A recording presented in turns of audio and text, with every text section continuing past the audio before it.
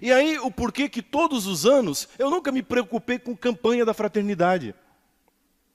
Eu vi e estou vendo, como você também, toda essa discussão. Eu sou padre esse ano há 25 anos. Há 25 anos, como padre, eu faço parte da campanha da fraternidade. São os 3 exercícios da quaresma: oração, penitência e caridade. Caridade, aqui se encaixa, nesse terceiro tópico, um aspecto da caridade que a campanha da fraternidade propõe. Só que cada ano, se você lê, principalmente da década de 70 para cá, final da década de 70 para cá, quem escreve esses documentos da campanha da fraternidade, claramente são pessoas ligadas à teologia da libertação. E o que a teologia da libertação prega? Ou seja, não é a igreja, não é a teologia da igreja, é uma teologia, um tipo de teologia que prevaleceu no Brasil e que quis se impor como a única leitura espiritual, a única leitura bíblica, a única leitura possível teológica, e não é. O que a teologia da libertação diz? Exatamente isso, que o nosso problema é estrutural. Que se nós vencermos as estruturas, se nós conseguirmos transformar as estruturas políticas, econômicas, sociais e religiosas, aí o mundo será o paraíso. Aí nós teremos o reino de Deus aqui na terra. E isso é falso, isso é mentira. E não sou eu que digo que é falso, não sou eu que digo que é mentira. Primeiro é o evangelho que você acabou de ouvir. Segundo, o documento da Congregação para a Doutrina da Fé, Libertate Nuncius, na época que o cardeal Ratzinger era o prefeito da congregação, de tantos desmandos que se espalharam pelo continente latino-americano, vindo dos frutos nefastos da teologia da libertação, que afastou o povo da igreja, que afastou o povo da vida espiritual, que fez da igreja, muitas vezes de comunidades, muitas vezes, um espaço de militância política orientadamente de esquerda. Orientadamente de esquerda. E aí, se você é de esquerda, o problema é seu. Não tenho nada com isso. Faça da sua vida o que você quiser. Agora, esse espaço não é o espaço para militância ideológica. E me prove, me mostre um único documento da campanha da fraternidade da década de 70, final da década de 70 para cá, década de 80, 90 e até os dias de hoje, que não tenha uma conotação profundamente, notadamente, majoritariamente da teologia da libertação. Ou seja, de que todo o problema do ser humano, a libertação que o ser humano precisa, não é do pecado. Não é a libertação das estruturas do pecado original, do pecado que habita o coração do homem, do ser humano, das nossas paixões, das nossas más inclinações, da nossa desobediência a Deus. E daí o porquê precisamos de vida de oração.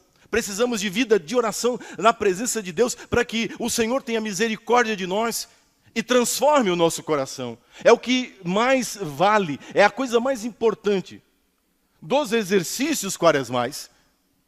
É o que Bernadette faz quando ela não entende o que está acontecendo. Ela reza, ela se põe em oração. Essa é a primeira atitude do cristão diante de um mundo com estruturas que são contrárias à vontade de Deus.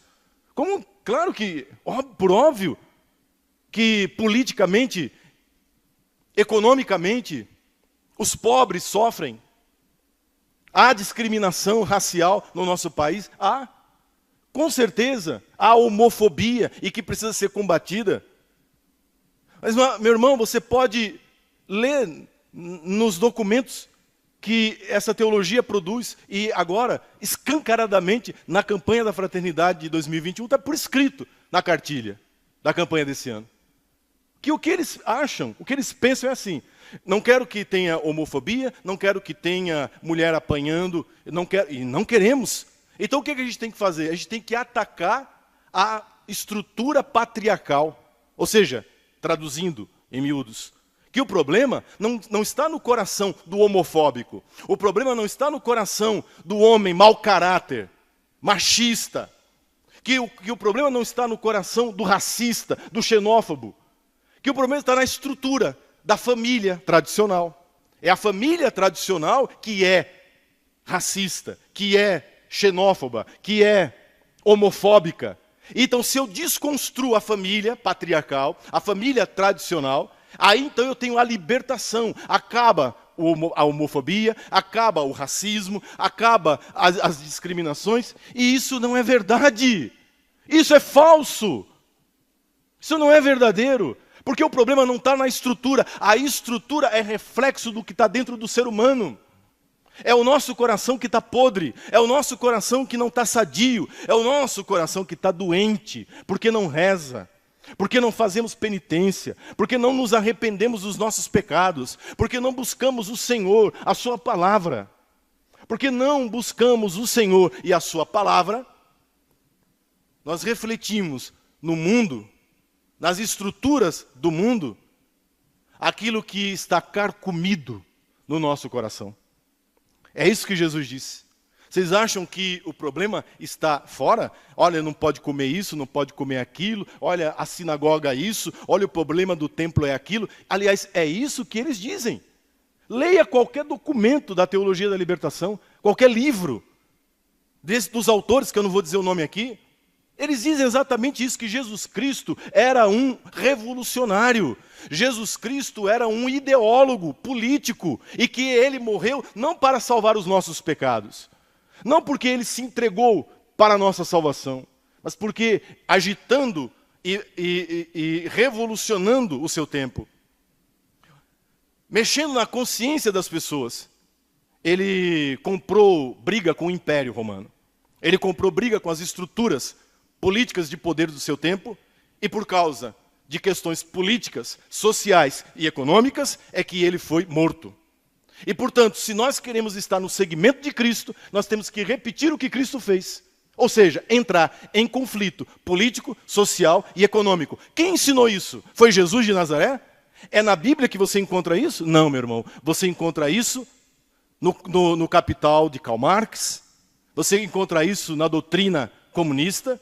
A luta de classes, você encontra isso em Adorno, em Horkheimer, na escola de Frankfurt, você encontra isso em autores, você encontra isso na cartilha de partidos de esquerda, mas no Evangelho não. Esse não é o Cristo a quem eu amo, esse não é o Cristo a quem eu sirvo, esse não é o Cristo que libertou a minha vida. Por causa de um Cristo agitador político, por causa de um Cristo revolucionário, sabe, do seu tempo, há 30 anos, pelo menos nesse país, sequestraram a Semana Santa em muitas paróquias. Não nas minhas, não na minha paróquia, nunca. Nunca deixei de tratar o tema da campanha da fraternidade, mas sempre colocando o tema no seu devido lugar. Impossível passar uma campanha, o tempo da quaresma, 40 dias falando sobre o problema da água poluída, de que tem gente que está roubando a água, que o agronegócio, quer dizer, colocando o povo da cidade contra o povo do campo, o povo do agronegócio. O que é isso? É luta de classes. Estava escrito isso no documento da campanha da Fraternidade da Água? Estava. Vocês me ouviram tratar disso aqui nas missas? Não. Por quê? Porque eu tenho critério, que eu tenho bom senso, porque eu sei que por trás daquele documento está um tipo de teologia, está um tipo de mentalidade, que infelizmente, imperou dentro do secretariado, dentro das secretarias, dentro daqueles que são os responsáveis por executar os documentos e textos. Campanha ecumênica, mas espera aí, mas a Igreja Católica está presente? Um padre, um teólogo, que não seja da teologia da libertação, fez parte da confecção? Não, não fez. Então não tem ecumenismo. Você juntou 4 pastores protestantes, um padre, ou não sei quem foi, um teólogo ortodoxo, e um padre católico da teologia da libertação, que a gente sabe o nome, endereço e telefone de quem foi. Eles creem nas mesmas coisas. Eles acreditam nas mesmas coisas. Sabe o que seria uma campanha ecumênica? Chama os batistas para conversar. Chama a Universal do Reino de Deus. Chama. Chama a Assembleia de Deus, que é a maior igreja evangélica do Brasil. Sabe por que não chama? Porque eles são conservadores. Porque eles são contra o aborto. Porque eles são a favor de uma família estruturada sobre os valores bíblicos. Então eles não vêm. Porque não combina, entende? A mentalidade desses evangélicos, que são 99%, em comparação a esses que fazem parte, que confeccionaram, que são 1% dos evangélicos do Brasil, que representam na própria igreja evangélica uma minoria. Não são as estruturas. Santa Bernadette é a prova disso. Essa menina tinha tudo para ir para a marginalidade, para se transformar numa prostituta, para vender o corpo dela num cabaré francês, como haviam tantos naquela região. Bernadette Sobiru era para ter se criado com ódio da família, com ódio do pai, com ódio da mãe, com ódio dos irmãos, talvez fazendo parte de um núcleo anarquista, um núcleo bolchevista, né? Um núcleo que havia naquela época, do Partido Comunista Francês. Não. Uma menina, uma moça que se abre para a graça de Deus e que compreende que o problema está no paraíso. Começou quando o ser humano fez a sua primeira opção e fez errada. E fez egoisticamente. Se a troca, a mudança de estrutura econômica, política, social, trouxesse o reino de Deus para essa terra, a Suíça seria o reino de Deus. Os países da Escandinávia seriam o reino de Deus. O Japão seria o reino de Deus aqui na terra. Porque política, econômica, socialmente, eles estão muito bem estruturados. A Finlândia tem o melhor IDH do mundo. Mas a Finlândia não é o reino de Deus na terra. Quando nós olhamos a aplicação, escute, a aplicação dessa cartilha marxista, da luta de classes, quando esta política, quando essa economia é aplicada, o que nós vemos é genocídio, o que nós vemos é morte, o que nós vemos são governos totalitários e criminosos, aqui pertinho de nós, fazendo fila para comer sobra do supermercado, aqui pertinho de nós. Entende? Como assim?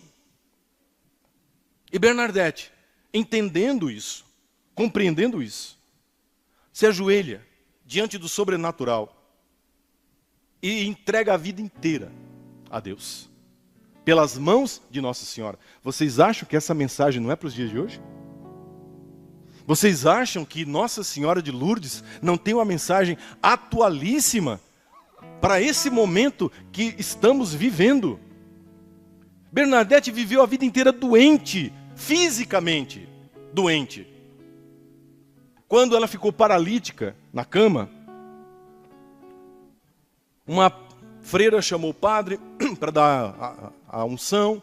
O padre e a freira entraram para visitá-la no quarto e fizeram uma brincadeira com ela, dizendo: "O que você está aí com preguiça?" Brincando, sabe? Aquelas brincadeiras chata, preguiçosa. "O que você está fazendo aí deitada?" E a resposta dela é a mensagem. De novo, a mensagem de Lourdes. Ela revela uma das coisas que Nossa Senhora tinha dito a ela. Ela disse assim: "Eu não estou aqui deitada com preguiça. Eu estou aqui obedecendo as ordens de Nossa Senhora. Porque o meu trabalho aqui na terra é sofrer. A minha missão aqui nesse mundo é oferecer todos os meus sofrimentos, unido ao sofrimento de Cristo na cruz, pela salvação do mundo. Eu estou aqui no meu trabalho, no meu ofício. Porque Nossa Senhora me disse que aqui nessa terra eu não teria alegria e felicidade. A minha alegria e a minha felicidade seria no céu. A minha alegria e a minha felicidade seriam no céu."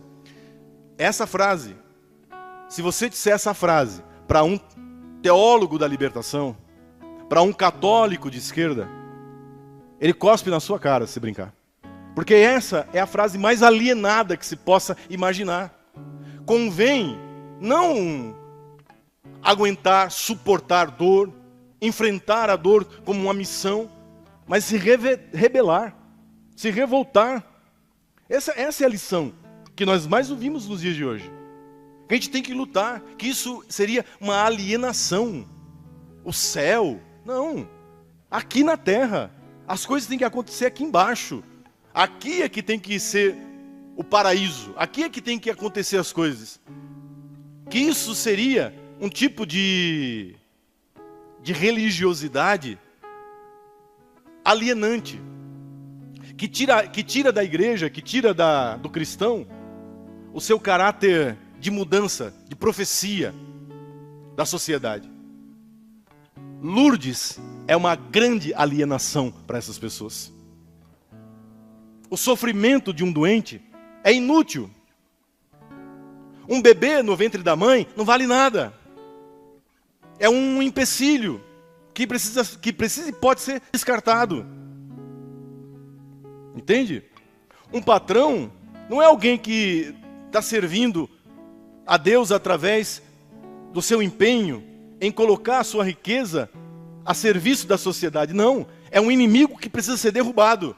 É alguém que precisa ser questionado. É alguém que precisa ser retirado. Em nome da igualdade. Quando na realidade nós sabemos que não há igualdade. Nunca houve igualdade.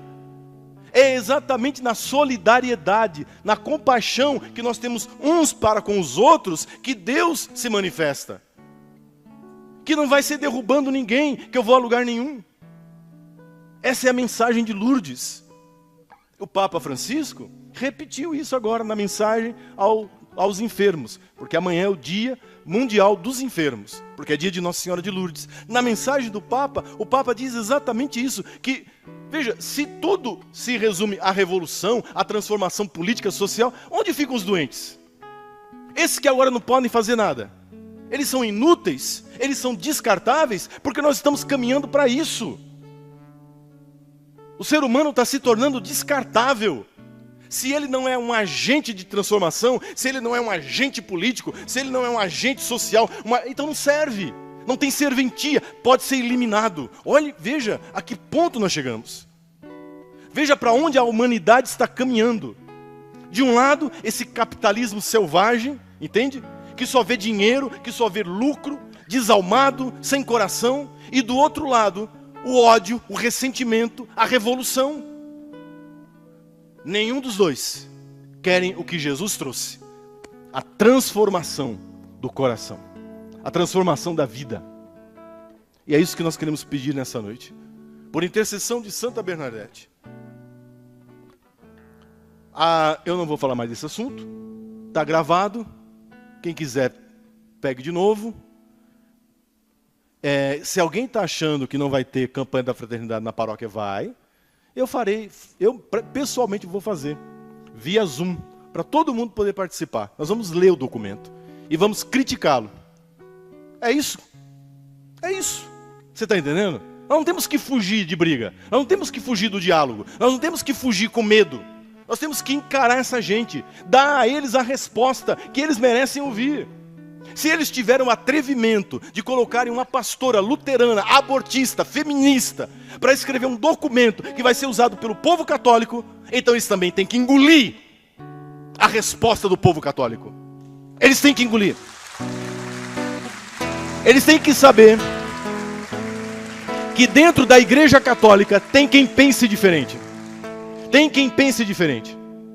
Que dentro da Igreja Católica existem pessoas também que tem tarimba, que tem traquejo filosófico e teológico, para poder discutir a nível com eles, de igual para igual. Nós não temos que ter medo. Os tempos são muito estranhos, mas olhe o exemplo que nós temos. Essa moça é um exemplo. A coragem dela nos anima. A sinceridade de coração dessa moça, dessa freirinha, é um exemplo para nós. Quanto que ela sofreu, o quanto que ela foi humilhada, E a gente, para fazer média, sabe, com o seu fulano, o seu cicrano, não pode mexer nisso. Eu vi, eu não tenho, mas me mandaram, sempre mandam, né? Alguns dizendo, não, nós temos... Eu ouvi assim, quem não obedece, não é católico, está em apostasia. Pois então é isso, né? Agora sim. Veja, isso são os ecumênicos, viu? Esses são os da tolerância. Esses são os que dizem Jesus é amor. Esses são os que dizem, olha, não julgueis. São esses que chamam você de apóstata, que chamam você de anticatólico, estão dizendo que você nem católico é. Estão dizendo que você desobedece o bispo, desobedece o papa. São os da tolerância, são eles. Que nunca deram valor às estruturas da igreja. Que nunca deram valor à autoridade de bispo. Que nunca deram valor ao poder e autoridade petrina do Santo Padre o Papa. Eles vêm ditar. Para nós, católicos, o que é ser católico?